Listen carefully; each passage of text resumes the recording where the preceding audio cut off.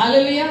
বাক্যে মন দেবো, কারণ বাক্য বলে আদিতে বাক্য ছিল, বাক্য ঈশ্বরের কাছে ছিল, বাক্য ঈশ্বর ছিলেন। Hallelujah, hallelujah, hallelujah. প্রত্যেকে ধ্যান দিয়ে শুনবো, যারা পড়তে না পারি বিশেষ করে। হালেলুয়া। পড়ছি আমি মার্ক লিখিত সুসমাচার 7:6 থেকে।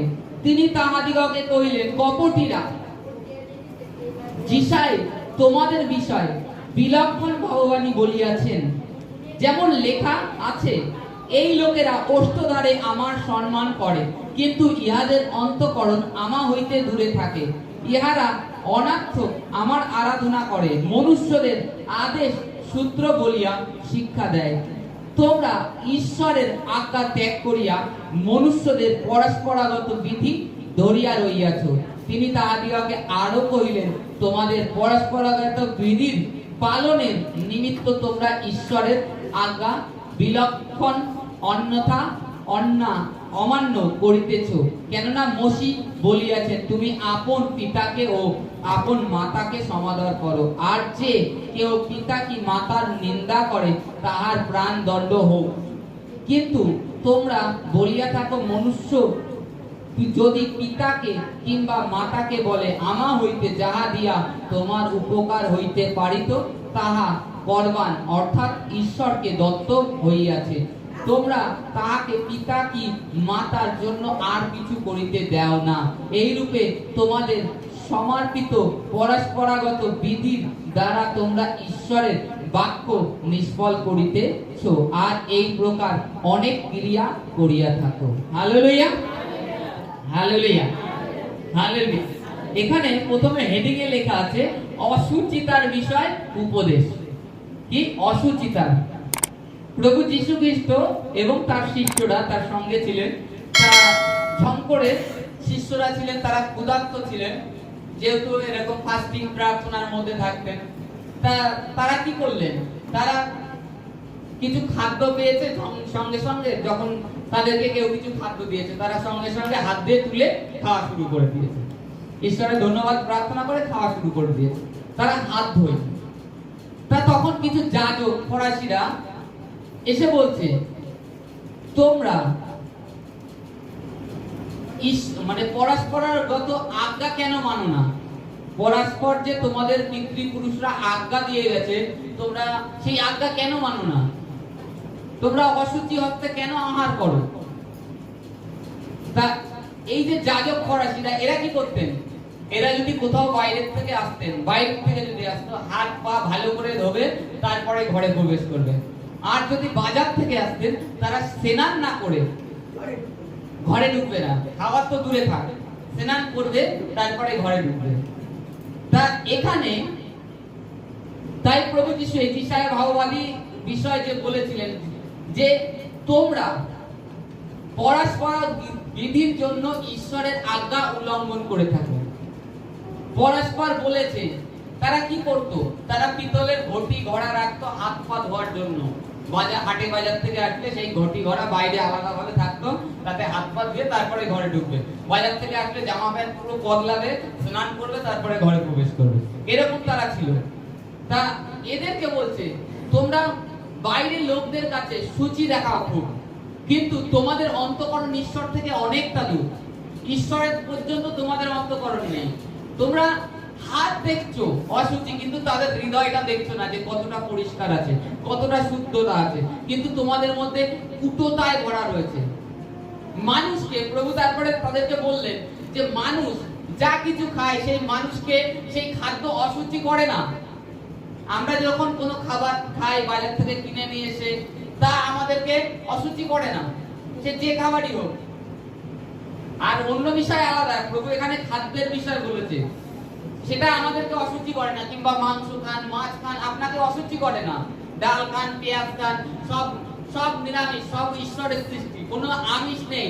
আমিষ নিরামিষ বলতে হয় না, সব ঈশ্বর সৃষ্টি করে রেখেছে। আমরা বলতে পারি কিসের জন্য? আমাদের পেট কিছুদিন দীর্ঘদিন পরে খেলে কি হয়? দীর্ঘদিন যদি আমি মাংস খেয়ে যাই, তাতে আমাদের কি হয়ে যায়? হজম শক্তি কমে যায়। তখন কি হয়? গ্যাস হয়, অ্যাসিডিটি হয়, ডায়রিয়া হয়, এই সমস্ত হয়। তাই এগুলো খেলে আমরা যে অশুচি হব তা নয়। হাত না ধুয়ে খেলে অশুচি হব, অপবিত্র হব, ঈশ্বর আমাকে গ্রহণ করবে না, কিংবা ঈশ্বরের প্রাঙ্গণে আমি আসতে পারবো না, এমন কোনো কথা নয়। বাইবেল এটা আমাদেরকে শিক্ষা দেয় না। মানুষকে তার খাদ্য সামগ্রী অশুচি করতে পারে না, কিন্তু মানুষ নিজের ভিতর থেকে কি বের করছে সেটাই মানুষকে সূচি অথবা অশুচি করে। আপনি যদি প্রেমের বাক্য, মধুর বাক্য বলেন, তাহলে আপনি সূচি বাক্য বলছেন। যদি আপনার মনে মন্দ ভাবনা থাকে, এখন প্রার্থনায় এসেছেন, বাড়ি গিয়ে অমুক জায়গায় যেতে হবে, অমুকের কাছে টাকা পাওনা আছে, ওর কাছে আদায় করতেই হবে আজকে ঘাট করে, না দিলে কটা গালাগালি দিতে হবে। যখন আপনার মনে আপনি ভাবছেন, যখন আপনি সেটাকে ব্যক্ত করছেন তার নিকটে, তখন আপনি অশুচি হচ্ছেন। কুচিন্তা। আজকে দেখো কি বলছে, কি কি বিষয় আমাদেরকে বলেছে, আমাদেরকে অশুচি করে। মানুষকে অশুচি করে কি কি বিষয়। 19 থেকে দেখো 17, 19, 22 অবধি, 19 থেকে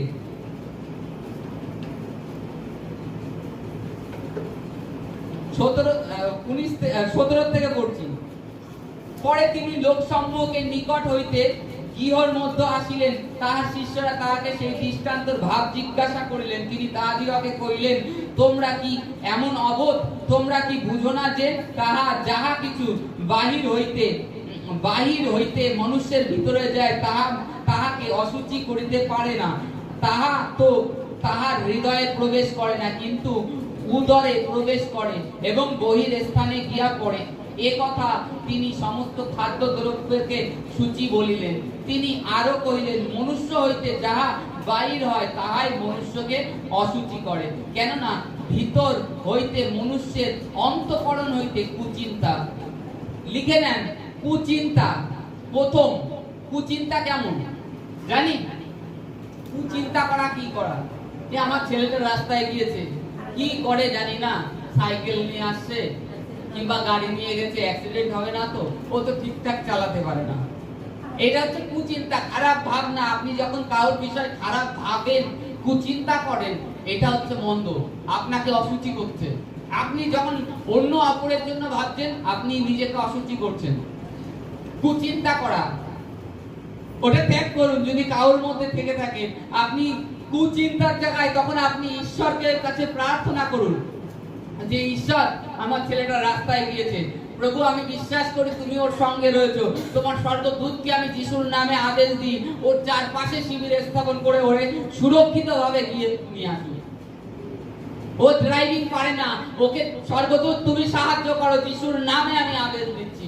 তখন দেখবে স্বর্গদূত যাবে। আর তোমাদের সন্তানরা যারা রাস্তাঘাটে থাকে, যাদের বিষয়ে তোমাদের কুচিন্তা, খুব ভাবনা ওঠে, সেটা দেখবা তোমাদের থেকে পলায়ন করবে। এটা মানুষকে অশুচি করে। তারপরে কি বলছে দেখো, তারপরে বলছে বেশ্যাগমন, চৌরাজ্য, নরহত্যা, ব্যভিচার, লোভ, দুষ্টতা, ছল, লম্পটতা, কুদৃষ্টি, নিন্দা, অভিমান, মূর্খতা। হালেলুয়া। এখানে কতগুলো ব্যাখ্যা করে দিয়েছে যে মানুষকে কিসে অশুচি করে। বেশ্যাগমন, মনের মধ্যে ভাবনা। চৌরাজ্য, নরহত্যা। এখন অনেক লোক, আগে তো ডাইরেক্ট চাকুকে খুন করলে নরহত্যা হতো, ওটা নরহত্যা খালি ওটা নয়, ভ্রূণ হত্যা, ওটাও নরহত্যা। তারপরে বলছে ব্যভিচার, লোভ। যে কোনো কারোর জিনিসের প্রতি, কোনো কিছুর প্রতি লোভ করা, সেটা আপনার নিজেকে অশুচি করছে। তারপরে বলছে লোভ, দুষ্টতা, মানুষের সাথে মানে ফাও ইয়ার্কি মারা, কারোর পিছনে লাগা, এটা দুষ্টামি যাকে বলা হয়। যেটা জগৎ সংসারে প্রচুর লোক করে থাকে। একজন চার দোকানে বসেছে, আমরা মাঝে মধ্যে দেখি মোবাইলে, টিকটক ভিডিওতে, একটা ছেলে এসে চা খাচ্ছে, ঝম করে তাকে এসে সাইড থেকে ধরে বেঁধে টেপ মেপ দিয়ে জড়ায়, চোখ টোক বেঁধে তাকে দৌড় মারে পালিয়ে। এটা হচ্ছে দুষ্টামি, মানে শয়তানি যাকে বলে। এটা মানুষকে অশুচি করে। তারপরে বলছে কি, ছলনা কেমন হয় জানি কেউ ছলনা কেমন হয়? কালকে দেবো কেন, কালকে আবার সেই পরশুদিন, আরে পরশুদিন আয় না ভাই, আমি বাড়িতে নেই। 9-6 ছলনা করা যাকে বলা হয়। আপনার কাছে আর আছে দেওয়ার মতন ক্ষমতা, কিংবা আপনার কাছে নেই, আপনার কাছে হয়তো কিছু অর্থ পাবে, আপনি তাকে একটা লম্বা ডেট দিন যে দাদা আজকে আমি দিতে পারবো না, তুমি 15 দিন পরে আসো, দিদি 15 দিন পরে আসো, কারণ আমি অর্থ জোগাড় করতে পারবো না, তুমি আমাকে যতই প্রেশার দাও, যতই মারো। সে যদি এইভাবে নম্র হয়ে ভদ্র হয়ে বলে, তখন কি সে শুনবে না যে ব্যক্তি দিয়েছে, যে ব্যক্তি পাওনাদার আছে? অবশ্যই শুনবে। তোমাকে সেই রাস্তায় যেতে হবে। আর তুমি যদি ছলনার পরে ছলনা করে যাও, এটা তুমি নিজেকে অসুচি করছো, আর প্লাস ঈশ্বরের অনুগ্রহ থেকে ধীরে ধীরে তুমি দূরে চলে যাচ্ছ। তারপরে বলছে ও ছলনা, লম্পটতা, কুদৃষ্টি। কুদৃষ্টি জানি কেমন হয়? অনেক রকম কুদৃষ্টি আছে। কেমন? এই দেখ না, যেমন ইয়ং ছেলেরা, ইয়ং মেয়েরা ভাবে এই কত সুন্দর মেয়ে যাচ্ছে, কত সুন্দর ছেলে যাচ্ছে, এটা হচ্ছে কুদৃষ্টি। এই মা, ওই দেখ কত সুন্দর বৌদি, এ আছে এক লেভেলে কুদৃষ্টি। এটা হচ্ছে গিয়ে অসুচি করছে। তদ্রূপ আপনার কুদৃষ্টি খাদ্য সামগ্রীর প্রতি। একজন একটা বাড়ি করছে, তা দেখে আপনি কুদৃষ্টি করছেন।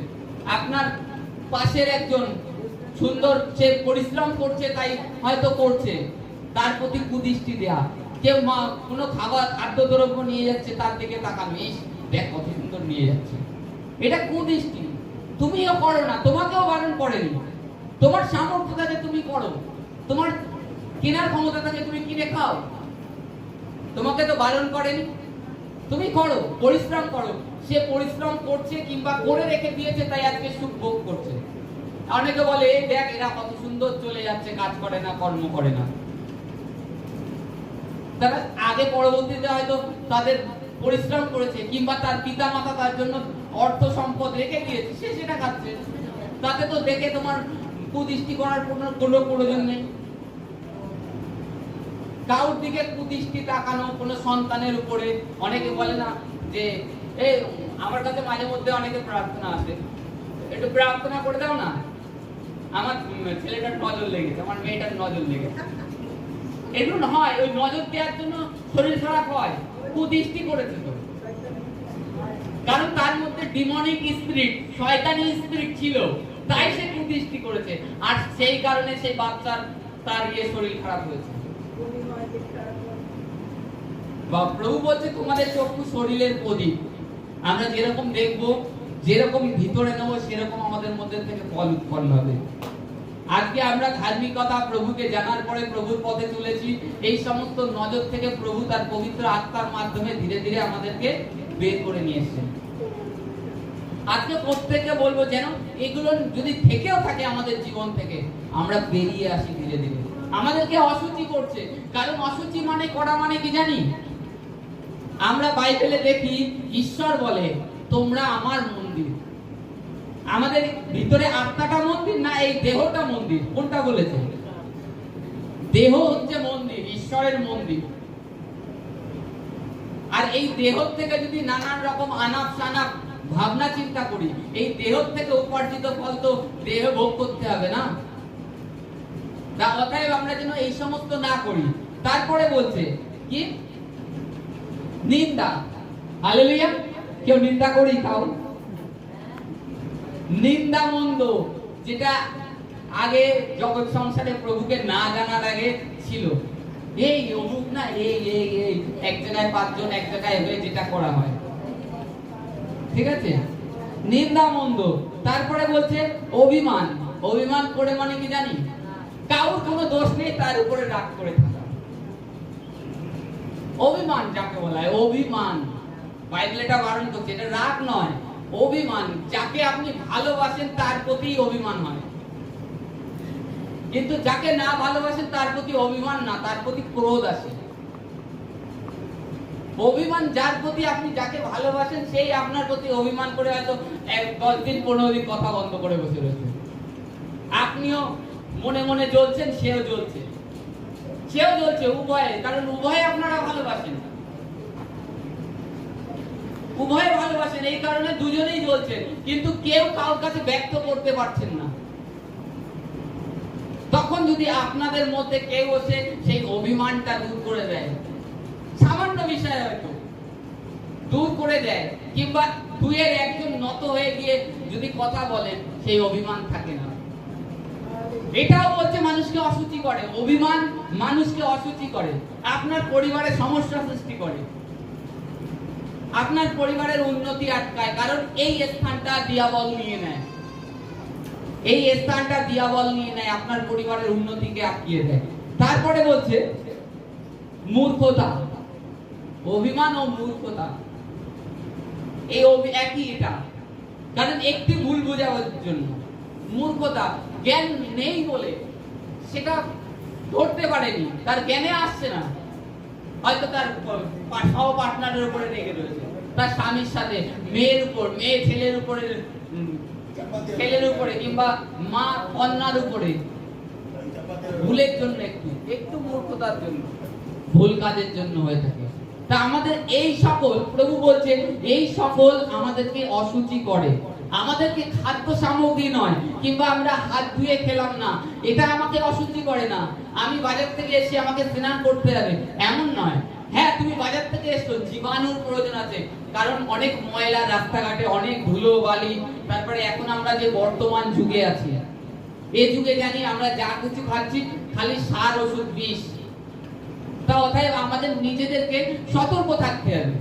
হ্যাঁ, হাত পা অবশ্যই ধোয়া প্রয়োজন কোনো খাদ্য খাওয়ার আগে, কিংবা আপনি যে বাজার থেকে ফল মূল কিনে নিয়ে আসেন, সেটাকে আপনি নিশ্চয়ই ভালো করে ধোন, ধুয়ে তারপরে আহার করুন। কারণ ওতে এখন আমরা জানি অনেক যে লাল ওষুধ, কি নামটা আমি ভুলে গিয়েছি, সমস্ত ফলে কম বেশি দিচ্ছে, যেটা আমাদের ক্ষতি করছে। তা আমাদেরকে সেই দিক থেকে সতর্ক থাকতে হবে। কিন্তু খাদ্য খাবার আমাকে অসুচি কিংবা অপবিত্র করে না, আমাদের এটা জানতে হবে। তা বলছে প্রভু, এখানে বলছে তোমরা মনুষ্যর আজ্ঞা পরস্পরাগত বিধির জন্য ঈশ্বরের আজ্ঞাকে নিষ্ফল করিয়া থাকো। ঈশ্বর তোমাদেরকে মসজিদ ব্যবস্থায় লিখে দিয়েছিলেন যে তোমরা পিতা মাতার সমাদর করো, কিন্তু তোমরা পিতা মাতার সমাদর করো না। তখন কি বলো? মা, এটা তিনি তুলে ধরেছেন যাজক ফরাসিদেরকে, যারা সেই সময় পুরোহিত ছিলেন, তাদেরকে বলছেন প্রভু, তোমরা সেই সময় বলে থাকো যে মা, তোমাকে দিয়ে যাহা আমার উপকার হতো সেটা ঈশ্বরকে দত্ত হয়েছে। করবান, অর্থাৎ হিব্রু ভাষায় যেটা করবান বলা হয়, মানে ঈশ্বরকে দিয়ে দিয়েছি, আমি আমার জীবন ঈশ্বরকে দিয়ে দিয়েছি, আমি তো কাজকর্ম করি না, তোমাকে কি দেবো?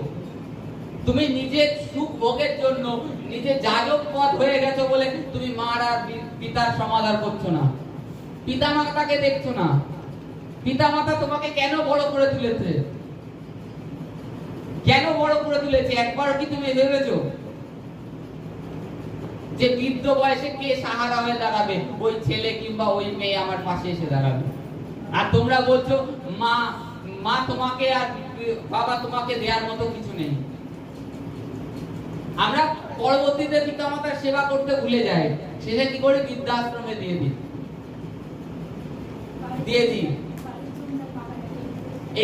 এইটুকানি আমরা ভাবি না যে মা বাবা আমাদের ছোটবেলায় কি কষ্ট করে মানুষ করেছে, আজকের দিন আর সেই সময় দিন, সেই পুরনো ভাবনায় আমরা যাই না। তাই বলছে তোমরা এইরূপ করে থাকো, ঈশ্বরের আজ্ঞাকে নিষ্ফল করে থাকো, আর মনুষ্যদের আজ্ঞাকে ধর্মসূত্র বলে সকলের কাছে প্রকাশ করো, যে এটা মানতেই হবে, এটা করতেই হবে। এই আজ্ঞা, তুমি স্নান করো, তুমি হাত দাও, তারপরে ঘরে ঢোকো। কিন্তু অথচ তোমার যে ঈশ্বর সদাপ্রভু বড় আজ্ঞা দিয়েছে, তোমার মা বাবাকে সমাদর করো, তোমরা মা বাবাকে ছেড়ে দিচ্ছ যে তুমি তোমার মতন পথ দেখে নাও। মা, আমরা জগৎ সংসারে অনেক কিছু দেখি, বড় রাজভোগ সাজিয়ে দেয়, অথচ মা বাবাকে খেতে দেয় না, এরকম প্রচুর আছে। তাতে কি ঈশ্বর গ্রাহ্য করেন? না। আগে যে জীবন্ত ঈশ্বর পিতা মাতা স্বরূপ ঈশ্বর দিয়েছে তোমাদের, আজকে আমরা যখন আমাদের জীবনে মানে পিতা মাতার ব্যতি রেখে যখন আমাদের পৃথিবীতে ঈশ্বর স্বয়ং আমাদের সঙ্গে থাকতে পারবেন না বলে পিতা মাতার সিস্টেমটা করেছেন,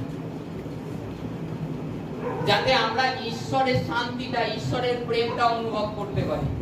দেখেছেন সকলে আপনাকে ভুলে যায়, আপনার ছেলে, আপনার বউ, আপনার দাদা ভাই বোন সবাই ভুলে যায়, কিন্তু আপনার মা মনে করে একবার হলেও। কারণ মা সেই ঈশ্বরের প্রেম মার কাছে প্রকাশিত হয়, আর বাবা তার কাছে প্রকাশিত হয়। বাবা কি করে? বাবা দিনকে দিন আপনার জন্য পরিশ্রম করছে, একালে পরিশ্রম করে যাচ্ছে, তার যতই কষ্ট করেই যাচ্ছে, যে তার ঘাড়ে একটুখানি চিন্তা আছে তার মাথায় যে আমার ছেলে আছে, আমার পরিবার আছে, তাদের কি করে পেট চালাবো। সে দিনরাত কর্ম করে যাচ্ছে, এটা তার মাথায় মানে ঈশ্বর একটা বোঝা দিয়ে দিয়েছে, এটাকে তোর বহন করতে হবে। আর মা তিনি হচ্ছে নিঃশ্বাসে প্রেম করেন। ঈশ্বরের প্রেমকে যাতে আমরা অনুভব করতে পারি, তাই তিনি পিতামাতার সৃষ্টি করেছেন এই পৃথিবীতে। তা সেই মা বাবাকে তোমরা কি করছো? শেষে ওই ঈশ্বরকে দেয়া হয়ে গেছে সব, তোমাদের দেওয়ার মতো আর কিছু নেই মা বাবা। তাই এখানে বলছে তোমরা ঈশ্বরের আজ্ঞা উল্লঙ্ঘন করে থাকো। হাত ধোয়াটা তোমরা অশুচি বলে জ্ঞান করছো, হাত ধোয়নি তাতে এরা অশুচি হয়ে গেছে, অপবিত্র, ঈশ্বরের গ্রহণযোগ্য হবে না, তোমরা এইটা মনে করছো। কিন্তু তোমরা যে তার থেকে বড় অন্যায় করছো, ঈশ্বর যে আজ্ঞা দিয়েছে সেটা উল্লঙ্ঘন করছো, নিজের পিতাকে মাতাকে সমাদর করছো না। আজকে বাস্তবিক যে জিনিসটা প্রভুর বাক্যে আমি শিখেছি, প্রভু বলছে যেটা বোনা যায় সেটা কাটা যায়। আজকে যদি আমি আমার পিতা মাতাকে দেখি, বৃদ্ধ বয়সে আমি লিখে দিতে পারি, কিংবা আপনি আপনার পিতা মাতাকে দেখেন, তার যদি সমাদর করেন, আপনার যদি পুত্র কন্যা থেকে থাকে, শেষে আপনাকেও দেখবে, লিখে নেবেন, লিখে নেবেন। কারণ প্রভুর বাক্যে যেটা তুমি এই পৃথিবীতে পুঁতবে সেটা তুমি কাটবে। আজকে যেন আমরা সেটা করি। ঈশ্বরের আমরা খাদ্য খাবার অসুচি সুচি এটা না করি, যে যেটা খেতে ভালোবাসে। আজকে উদাহরণস্বরূপ অনেকে আমাকে প্রশ্ন করে, তুমি কি শুয়োরের মাংস খাও? হ্যাঁ খাই। সে আবার না কেন শুয়োরের মাংস। তারপরে কেউ জিজ্ঞেস করে তুমি খাসি খাও? হ্যাঁ খাই। কেউ আবার না কেন করে খাসিও খায়। এইবার এই খাদ্য খাবারটা আমাদের কি আমাদের নিজেদেরকে অসুচি করছে? না, অসুচি করছে না। যার যেটা রুচি, যে যেভাবে যে কালচারে মানুষ হয়েছে এই পৃথিবীতে, চাইনারা চীনারা সব রকম খায়, সাপ ব্যাং বেজি আরশোলা গিরগিটি টিকটিকি সব খেয়ে দেয়। তারা কি অসুচি হয়ে যাচ্ছে? না, তারা ওই কালচারে মানুষ হয়েছে, ওই কালচারে মানুষ হয়েছে, তাই সে খাচ্ছে, তার কাছে কোনো অসুচি মনে হচ্ছে না, অপবিত্র মনে হচ্ছে না। আজকে আমরা যেরকম মানুষ হয়েছে ছোটবেলা থেকে, আমাদের যে রূপ শিখিয়েছে সেই রূপ আমরা সূচি অসুচি ফিল করি। এটা ফিল করার বিষয় নয়, খাদ্য সামগ্রী আমাদেরকে অসুচি করে না। যার যেটা মন চায়, ঈশ্বর এটাই বলছে, তুমি যদি তোমার যখন যে আহারি দ্রব্য রাখা হয়, তুমি যদি মনে করো তোমার হৃদয় থেকে এটা আমার খাওয়া পক্ষে বিধে, তখন তুমি ধন্যবাদের সহিত প্রার্থনা করো, তাতে সে যদি অপবিত্র থাকে সে পবিত্র হয়, শুচি হয়। আর তুমি বিনা সন্দেহ যখন সেটা ভোজন করো, তখন তোমার কোনো পাপ হয় না। হালেলুয়া। কি বিনা সন্দেহে যখন ভোজন করো তখন তোমার ওতে কোনো পাপ হয় না। আর যখনই তুমি সন্দেহ করো, সেটাকে গ্রহণ করো, তাতে তোমার পাপ হয়। কি পাপ হয়? এবার উদাহরণস্বরূপ পাপ হয়, আমি উদাহরণস্বরূপ বলে দিচ্ছি। আপনি যদি কোনো মাংস মাছ খেয়ে থাকেন, সেটা আপনি অভক্তি ভাবে যখন খাচ্ছেন, তখন কি হয়? পরে হয় আপনার বমি হবে, না পাতলা পায়খানা হবে। পাপের ফল সঙ্গে সঙ্গে প্রকাশ পেয়ে যায় 2-1 দিনের মধ্যে। পাই কিনা? এটা হয় কিনা? তাহলে কি আপনাকে যেটাই আপনি আহার করুন, আপনার দৃষ্টিতে মনে হচ্ছে যে না আমার এটা পক্ষে ঠিক নয়, আপনি খেয়েন না, কিন্তু যে খাচ্ছে তার সামনে ওটা করেন না। কারণ ঈশ্বর প্রত্যেককে সম্মুখে রেখেছে, সে তার সূচি হৃদয়ে আহার গ্রহণ করছে, তার অন্তঃকরণ, তার ভিতরে তার ঈশ্বরের আত্মা আছে, তাকে সাই দিচ্ছে, তাই সে খাচ্ছে। যদি সে না বলতো তাহলে সে গ্রহণ করতো না। হালেলুয়া। তাই খাদ্য সামগ্রী আমাদের অশুচি করে না, আমাদের অশুচি করে কি? ঈশ্বরের আজ্ঞা উল্লঙ্ঘন করা। আর কি? অশুচিতা, ব্যভিচার, লম্পটতা, দুষ্টামি, ভণ্ডামি, চুরি করা, ছলনা, যা আমাদের অন্তঃকরণ থেকে মন্দ ভাবনা বেরোয় আমাদের ভিতরের থেকে, সেটাই আমাদেরকে অশুচি অপবিত্র করে। কোনো খাদ্য সামগ্রী অপবিত্র নয়, ঈশ্বর সেইরূপ সৃষ্টি করেননি। তাই তো তিনি আদিতে বলেছেন, আদিতে তিনি মানুষ নির্মাণ করেছেন, সমস্ত কিছু নির্মাণ করে তোমরা ফল ফুল বৃদ্ধি পাও, আর তোমরা জল প্রাণীর উপর কর্তৃত্ব করবে, বনের পশুর উপর কর্তৃত্ব করবে, সমগ্র প্রকার প্রাণী মৎস্য তোমাদের আহারি দুর্লভ হবে। বাইবেলে দেখাবেন তো আদি পুস্তকে কোথাও বারণ আছে নাকি যে এটা কেউ না, এটা কেউ না? কখন বারণ করেছে? যাত্রা পুস্তকে এসে বারণ করেছে। যাত্রা পুস্তকে বসির কাছে যখন আজ্ঞা এসে, তখন কয়েকটা জিনিস, তাও নাম ধরে ধরে, শুয়োর খেতে বারণ করে দিয়েছিল, কিন্তু প্রভু যিশু এটা আবার মানে তিনি আসার পরে সেটাও পরিবর্তন করে দিলেন। কারণ সেই সময় শুয়োরের মাংস খেলে আমরা জানি অ্যাকচুয়ালি যে ব্যক্তি কন্টিনিউ শুয়োরের মাংস খায় তার শেষে গিয়ে পিতেকৃমি জন্মগ্রহণ করে তার পেটে। সে যখন বয়স হয়ে যায় তার পেটে পিতেকৃমি হয়। আর সেই সময় দিনকার সঠিক ভাবে রান্না বান্না হতো না, পুড়িয়ে খেয়ে নিত। অনেকে আবার কাঁচাও খায়, আমি দেখেছি, এখন বর্তমান যুগেও আছে। ওইটাই হচ্ছে গিয়ে পরিপাক্ব ভাবে না পাকার কারণে ওর মধ্যে যে জীবাণুটা থাকে সেটা জীবিত থাকে, আর সেটাই শরীরের মধ্যে বাসা বেঁধে পরে একটা বড় আকার নিয়ে নেয়। এই কারণে ওইটা খেতে বারণ করেছিল। কাক খাওয়া বারণ আছে। তারপরে অনেক প্রাণী, মানে উট পক্ষী আছে, গাংচিল আছে, কয়েক পুরো নাম উল্লেখ করে, যে মাছের আঁশ নেই কিংবা ডানাও নেই সেই মাছ খেতে বারণ করেছে। যেমন কুচে মাছ, ডানা আছে, আঁশ আছে, নেই, কিন্তু খেতে বারণ করেছে। না না, শিং মাছেরও ডানা আছে তো, আঁশ নেই তাতে হবে, ডানা আছে তো, ডানা নেই, যেটা ডানা নেই প্লাস হচ্ছে গিয়ে আঁশও নেই, এইগুলো খেতে বারণ করে দিয়েছিল। তা আজকে মানুষ সর্বপ্রকার জিনিস খাচ্ছে। প্রভু কি বলেছে? রোমীয় অধ্যায়ে লেখা রয়েছে, ঈশ্বর যা সূচি করেছে মনুষ্য যেন তা অশুচি না বলে। যার কাছে যেটা যে গ্রহণযোগ্য হয় সে সেটা আহার করুন। হালেলুয়া। তা আমরা যেন ঈশ্বরের বাক্যকে মানি, যে পিতা মাতাকে সমাদর করা, এটা যেন করি, তবেই ঈশ্বরের আজ্ঞা পরিপূর্ণভাবে আমাদের জীবনে পূর্ণ হবে। Hallelujah, hallelujah, hallelujah.